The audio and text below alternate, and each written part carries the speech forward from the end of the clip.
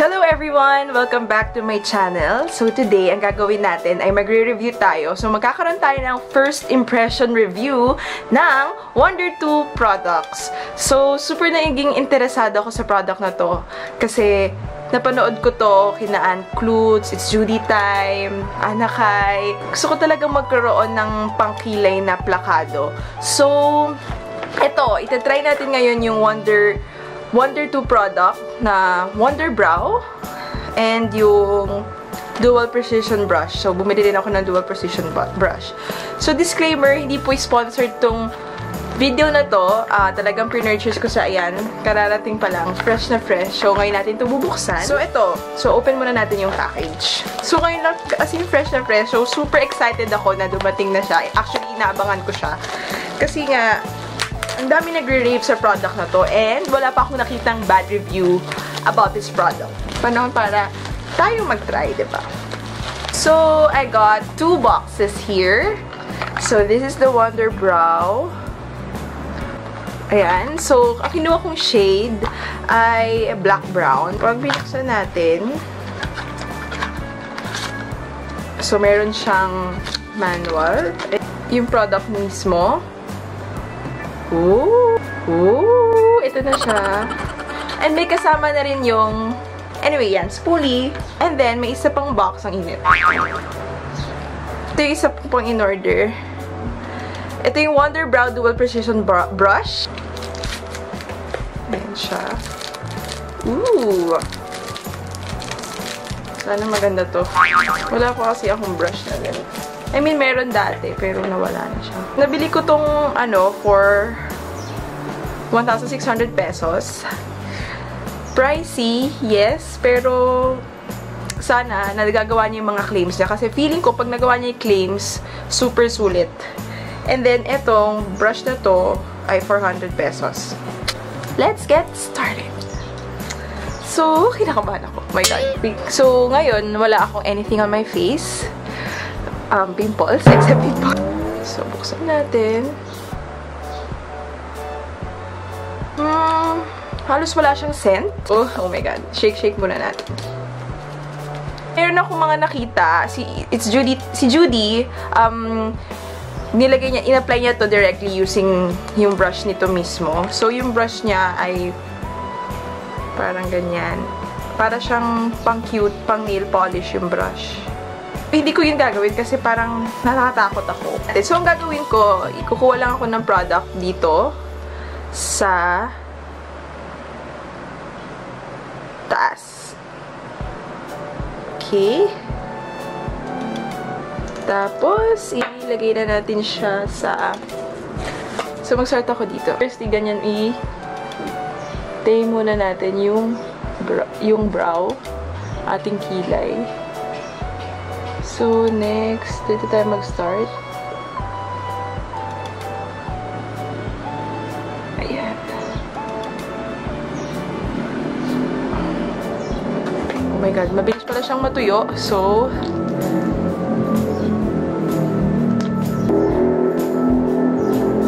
ayan. So, sinishape ko muna yung kilay ko. Tapos, sabi doon, i-brush daw na. I-brush habang ginagawa. First time ko to. Ewan ko kung ano. So, finifeel ko na yung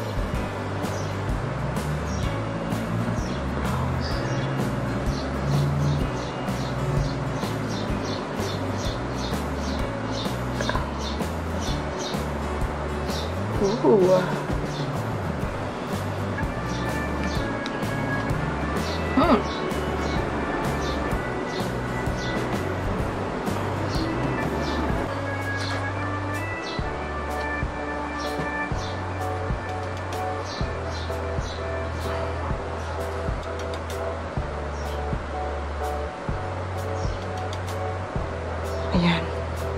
Oh my God! I'm liking it so far. And, so, ito yung isa kong kilay. So, compare nyo siya sa kabila. Diba? Ayan. Yeah. So, ang feeling niya, para siyang brow gel talaga, yung brow mascara. So, yung kabila naman gawin natin.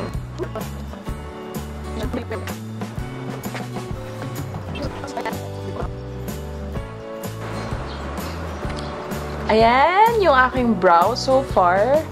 Medyo hindi pa ako kontento kasi parang may bald areas pa. Pero, yung tsura niya, parang kanina lang din, diba? Parang natural looking lang siya talaga. Pero, yes, it's more precise, I guess. So, yun, tumitigas din talaga yung brow. Parang ginigel siya talaga. So, ayan. So, hindi naman pala siya ganun kahirap i-apply. Medyo nakakapanibago lang kasi kukuha-kuha ka dun sa product tapos, pero mas so mas nagagamay mo talaga siya pag ginagamit mo tong brush na to. Yeah, I think I like it. Kaya natin mag-photo, ha? So, ito na yung final look ng brows ko. And tumitigas yung kilay ko. Ganda niya, actually, plakado talaga yung kilay. Nagustuhan ko siya talaga. Intact yung brows mo. So, yeah, I think my final verdict on this product. So, I think the brow gel itself. Totoo nga. Oh my God, nagustuhan ko siya kasi ito, first try ko pa lang. Hindi naman ako masyadong nahirapan. And talagang na-impress ako kasi natural looking talaga siya. Sabi niya, Wonder Brow is a complete, safe, one-step solution to sparse eyebrow shape. So, hindi naman ganun ka-sparse yung eyebrows ko, pero lalo niya pang na-define. Kasi yung hair fiber, parang wala siya dito. Parang hindi ko naman napansin si hair fiber. Natural looking, check.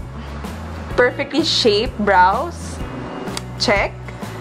And that lasts for days. So, hindi ko naman ito itatry ng as in, hindi ako mahihilamos, no? Pero yung brush, super nakatulong siya sa akin. Pero, hindi nyo naman kailangan bumili nito kung meron na kayo angled brush, diba, na pangkilay. Pero ako bumili ako kasi wala lang ako. And, feeling ko, okay naman siya. Nakatulong din siya sa akin. And, etong spoolie din. So, yeah, I think it's okay. Pero ako, feeling ko, hindi to para sa mga nagmamadaling girls. Hindi naman sa super hirap siyang gawin, pero kailangan mo kasing maging maingat din sa pag-apply dahil nga, mabilis matuyo yung product sa brows. Kung may time ka, feeling ko perfect siya talaga. And, yeah, so, yun lang naman yung cons. And, yung price niya, feeling ko worth it naman siya. So, sa size na to, feeling ko maglalast siya sa akin ng matagal-tagal. And feeling ko, pwede na akong umalis ng bahay ng ganito lang. Tapos, cheek tint and, alam mo yun, yung, as in, no makeup look, parang kilay, alam mo naman yun, kilay palang buhay ka. Isa pang test ay kung mag-transfer siya sa ating kamay. So, ayan yung kilay.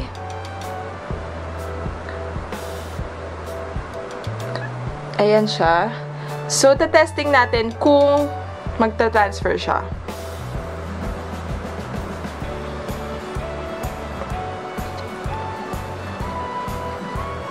Wala. Wala, guys. So, feeling ko, totoo nga yung mga claims. So, nice. Nice job. Good job. And I'm so happy kasi super sulit yung nabili ko. So, kaya masaya ako na nakuha ko tong product na to. Guys, I really recommend this product. So guys, that's it. Thank you so much for watching and hope you liked it. And if you like this video, please give it a thumbs up and please subscribe to my channel. Thank you so much and see you all next time. Bye!